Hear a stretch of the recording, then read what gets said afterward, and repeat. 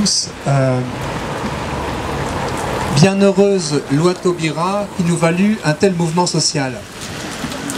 Je crois que la dynamique de protestation face à l'injustice, protestation paisible qui permet à des personnes de s'exprimer sans rien craindre, est absolument majeure dans l'histoire de l'humanité. Et nous n'avons pas à avoir honte de continuer de protester, non pas dans notre intérêt propre, mais en raison d'une vision de l'homme. Le mouvement social qui s'est levé depuis 2 ans a surpris tous les observateurs et a commencé par nous tous. Personne ne l'avait prévu, personne n'a même prétendu a posteriori l'avoir prévu. Il est, et je reprends les termes de Pierre-Yves Gomez, qui est cofondateur du courant pour une écologie humaine, il répond aux 3 critères d'un mouvement social authentique: spontané, anarchique et foisonnant. Foisonnant, vous en êtes la preuve. Je crois qu'un des plus beaux fruits du mouvement social, c'est la naissance des veilleurs, également des sentinelles, qui nous offrent, je crois, ce qui est de plus précieux pour contrer les dérives si bien présentées il y a un instant par Gauthier Besse, l'absence de vie intérieure. Peut-être ce qu'il y a de plus spécifiquement précieux pour tout être humain est cette vie intérieure. Je me souviens d'avoir entendu à propos d'accompagnement de fin de vie, Marie de Wenzel dire que ce qu'il y avait à proposer de plus essentiel à un patient en fin de vie, c'est de lui laisser sa part de vie intérieure. Et nous pouvons savoir, pour ceux qui sont attachés à des croyances, à une foi, que sans vie intérieure, il ne peut pas y avoir d'expression d'une vie spirituelle. Pourquoi je ferais peut-être une petite pause, un moment de quelques temps de silence, parce que je pense que le silence est un des plus gros cadeaux qu'on puisse faire, que les veilleurs puissent nous faire. Alors, foisonnant, je ne vais pas lister tous les mouvements qui se sont fondés, mais c'est vrai que le courant pour une écologie humaine est né notamment de quelque chose que j'ai exprimé sur le podium du 13 janvier sous la Tour Eiffel en saluant un grand mouvement d'écologie humaine. Et au fond, le sujet a été très bien défriché par Gauthier et par la lecture qui vient de précéder. J'avais en tête les conséquences de la loi Taubira dans ce qu'elles ont de inéluctable, bien que largement inconsciente pour la plupart des personnes qui la revendiquaient.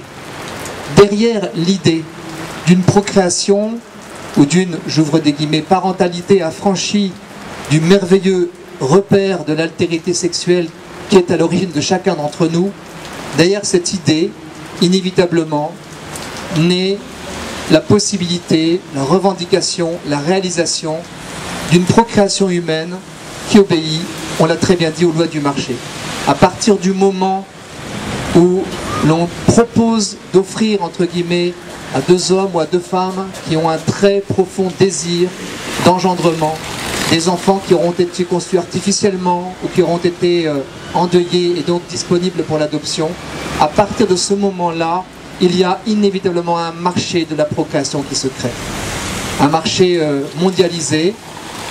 Et ce n'est pas anodin que ce mouvement soit né en France. Ce n'est pas anodin que, je me permets de le dire de manière forte, au fond, que l'âme de la France, qui se rebelle face à la toute-puissance, se soit réveillée, car notre pays, et nous pouvons en être heureux ou fiers, est l'un de ceux au monde qui résiste le plus justement face à la marchandisation du vivant. Vous avez peut-être observé que ce fait divers ou cette annonce stupéfiante que des firmes comme Apple ou Facebook proposeraient à leurs salariés contre, pour un coût d'à peu près 20 000 $ de congé leurs ovocytes, ça a été évoqué.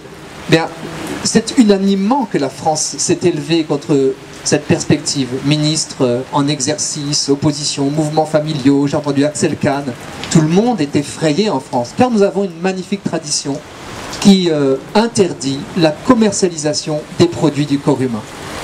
Et j'ai rencontré hier matin un ancien ministre des personnes handicapées sous le président Chirac, Marianne Monchamp. On a discuté en profondeur et elle m'a parlé de son souci d'une insertion professionnels des personnes vivant des maladies mentales, des maladies psychiques. Et quand je l'ai entendu, dans le travail qui est le sien aujourd'hui avec les entreprises, réfléchir aux critères qui permettraient à des personnes ayant une maladie psychique de rester dans l'entreprise, je me suis vraiment dit, ça c'est bien digne de la France.